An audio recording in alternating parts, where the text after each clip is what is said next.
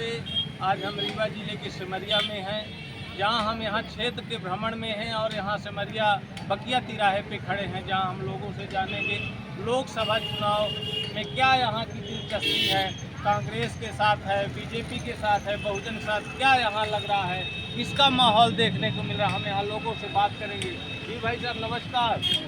क्या कहना है, क्या लग रहा है, आप क्षेत्र से आए होंगे, क्या लग रहा है किसका प्रचार प्रसार इस बार दिख रहा? इस बार मछली की आंख की तरह केवल सत्ता परिवर्तन दिख रहा है। ना हम किसान हैं, ना हमें 3100 रुपये धान मिली कीमत, न 2700 गेहूँ मिल रहा है। तो ऐसी सरकार जो झूठे लेना, झूठे देना, झूठे भोजन, झूठ चवेना, तो ऐसी सरकार की विदाई है। हम सारे लोग मिल करके इस बार नीलम अभय मिश्रा को चुनेंगे और एक तरफा लड़ाई में नहीं, एक तरफा नीलम अभय मिश्रा जीतेंगे। यही है। जी हाँ। क्या वजह है कि नीलम को जिताने के लिए आप प्रयास में हैं, क्या लग रहा? ये कहना तो संयुक्त होगी, लेकिन सच है ये भाजपा और जनार्दन मिश्रा जी की नाकामी के वजह से नीलम मिश्रा नहीं जिताई जा रही, बल्कि नीलम मिश्रा का सिंघम इंडिया गठबंधन जिताया जा रहा है। क्योंकि 10 वर्षों का जो इन्होंने झूठ का पुलिंदा छोड़ा है, उसके खिलाफ नीलम मिश्रा की तरह वोट जा रहा। चलिए, और भी हम लोग क्या कहना है आपका? जैसे भाई साहब का सुने हैं, आप क्या कहेंगे आज? कुछ नहीं, कोशिश है, कोशिश करने दीजिए। हाँ, कोई गलत नहीं है। आप क्या चाहते हैं? भारतीय जनता पार्टी जीतेगी, हम सबका विश्वास है, बहुत आराम से जीतेगी, लगभग नहीं तो 2 लाख वोटों जीतेंगे। देखिए, आप भी समाज में रहते हैं, देखते हैं क्या माहौल है इस बार चुनाव में? माहौल अब इस बार जो है, इस देश को बचाने के लिए, लोकतंत्र को बचाने के लिए हर हर इंडिया, घर घर इंडिया का नारा चल रहा है। और इस बार जो है पूरे देश में इंडिया गठबंधन मोदी सरकार को भगाने का काम करेगा और युवा से नीलम अभय मिश्रा जी को जिताने का। क्या कहना है भाई साहब, आपका भी क्षेत्र में क्या लग रहा है इस बार माहौल? हिंदुस्तान में के जितने सांसद हैं, इस लोकसभा 10 नंबर से जो सांसद हैं 82% एब्सेंट रहे सदन के अंदर। दूसरा, उनके बारे में मैं प्रमोद शर्मा हूँ, जिसके बारे में मैंने उनका RTI लगाई, उनके बारे में काम बताया। पिछले 10 सालों में 50 करोड़ रुपए उनको मिले, अपनी निधि मिली, और 5 करोड़ जो उनको मिला अपना स्वेच्छानुदान मात्र 26 लोगों के अकाउंट में लगातार वही लगातार 5 करोड़ पूरे पलटी हो गए। और एक एक प्रॉपर्टी का मैंने जवाब दिया, बाकायदा मैंने एफिडेविट दिया है। तो ये कहना है कि इस क्षेत्र में जो हमारा जानवरों का जो यहाँ पे जंजाल चल रहा है, वो सिर्फ इसलिए क्योंकि एक ऐसे सांसद को चुन लिया जिनके ऑप्शन 2 थे, एक गोवर्धन योजना और दूसरा गौशाला। गोवर्धन योजना में किसान के पास सीधे पैसा ट्रांसफर होता, तो इनको तो पैसा मिलता नहीं। इन्होंने यूज़ कर लिया क्या, गौशाला में 70 लाख रुपए का बिल्डिंग, उसमें 30 लाख में बनाते हैं, 40 लोग कमीशन। इस क्षेत्र में इस वक्त मैं 8 विधानसभा घूम के, अब मैं 4-5 दिन लगातार यहाँ रहूँगा। मैंने देखा है कि क्षेत्र की जनता यहाँ पर जो है, ये कहें अगर तो बीजेपी तो कम हार रही है, यहाँ पर जनार्दन मिश्रा जो है वो लगातार ऐसे प्रत्याशी को उतार दिया जिनको 3 गारंटी यहाँ पर हुई थी। यहाँ के जो CM है, यहाँ के जो डिप्टी CM है राजेंद्र शुक्ला ने 3 गारंटी ली थी। पहली गारंटी जो रिफ्यूज़ की जनता ने वो है महापौर, दूसरा गारंटी जो रिफ्यूज़ किया वो ये यहाँ के जो पूर्व जो विधायक मित्र हैं KP त्रिपाठी, और तीसरी गारंटी जो रिफ्यूज़ होने जा रही है वो है लोकसभा रीवा से जनार्दन मिश्रा। हाँ, ठीक, बहुत सही। आप भी बताइए कुछ क्षेत्र के बारे में, क्या माहौल? क्षेत्र के बारे में जैसा बाकी सारे साथी कह रहे हैं कि इस बार पूरे देश के अंदर जो आम जनता वोट कर रही है, वो इस देश के लोकतंत्र को बचाने के लिए वोट कर रही है। परिवर्तन देश के अंदर जो है वो लोकतंत्र खतरे में है मोदी जी के नेतृत्व में। इसलिए भारतीय जनता पार्टी के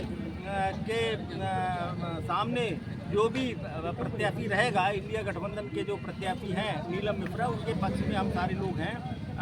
क्योंकि तानाशाही और सामंतवाद को इस बिंद की जनता ने कभी बर्दाश्त नहीं किया। यहाँ पर हम योनोखा शास्त्री की मूर्ति के सामने खड़े हुए हैं। ये पूरा रीवा और बिंद जो है हमेशा सामंतों और तानाशाह के खिलाफ संघर्ष करता रहा है, और भारतीय जनता पार्टी की सरकार जो है वो पूरे देश के अंदर तानाशाही लागू करना चाहती है। बड़े पैमाने पर इस देश का नौजवान जो है वो बेरोजगार हो रहा है, महंगाई का मुद्दा है। तो इन तमाम मुद्दों पर जनता में भारी आक्रोश है। तो इसलिए इस बार इस देश से मोदी सरकार की विदाई है, और इंडिया गठबंधन जो बना हुआ है पूरे देश के अंदर, वो प्रचंड बहुमत से आने वाला है। उसके जहाँ जहाँ पर भी प्रत्याशी है वो जीतने वाले हैं। यहाँ से नीलम मिश्रा जीतने वाले हैं। इनसे एक चीज पूछ लीजिए कि प्रधानमंत्री का चेहरा कौन होगा। इंडिया गठबंधन बोलते हो, घमंडिया गठबंधन है, उसमें ये बता दें, उसमें ये बता दें कि पीएम कौन बनेगा, जो बता देगा मान जाएगा। ये सवाल है, इसी बात के लिए हम संघर्ष कर रहे हैं कि इस देश के अंदर लोग बताइए, पता नहीं है कि पीएम कौन बनेगा। इस देश के अंदर संसदीय प्रणाली है। इस देश के अंदर प्रधानमंत्री के लिए वोट नहीं पड़ता है, और ये इस देश के अंदर जो है राष्ट्रपति और संविधान को बदलने के लिए एक ऐसा वातावरण तैयार कर रहे हैं कि एक व्यक्ति के लिए वोट पड़े, एक व्यक्ति के लिए वोट पड़े। इसलिए हम सारे लोग जो है मोदी के खिलाफ हैं। ये सवाल ये कि हिंदुस्तान के अंदर जो सांसद चुनकर जाते हैं, सांसद चुनेंगे मेजोरिटी से जो है अपना सांसद तय करता है। सांसद चुनेंगे, जनता जो है वो सांसद चुनती है। तो इसलिए मोदी सरकार जो है वो लोकतंत्र के लिए खतरा है। वो देश के अंदर राष्ट्रपति शासन लाना चाहते हैं, जैसे पूरे दूसरे जो मुल्क हैं, अमेरिका है और बाकी जहाँ राष्ट्रपति शासन के प्रणाली है, और उसके लिए जो है वोट डाला जाता है। वो हिंदुस्तान के अंदर भी लोकतंत्र इसी बात से साबित होता है ना। ये एक मानसिकता पैदा कर रहे हैं कि एक व्यक्ति के लिए आप वोट, व्यक्ति नहीं तो कोई नहीं, पूरा देश ही नहीं। बातों से आप सहमत है क्या? आप युवा हैं, क्या व्यक्ति नहीं तो कोई नहीं। आप नहीं सहमत है? क्यों, क्या लगता है आप? क्या लगता है इनकी बातों से सुन करके? क्या कहना है, सच्चाई है इसमें? सच्चाई तो नहीं। आप क्या कहना है? बोलते हैं जो राम को लाए हम उनको लाए, खाली मोदी सरकार है। आप तो सुन, देखिए, आप यहाँ बोल रहे हैं ना, अपने मुंह से बोल रहे हैं बार बार मोदी सरकार। अब ये बताइए, आप मोदी को सरकार बना दोगे, उसी को ना वोट देंगे लोग। आप बोलो ना भारतीय जनता पार्टी सरकार, अब मोदी सरकार मोदी सरकार मोदी सरकार, तो मोदी सरकार वोट पाएगी।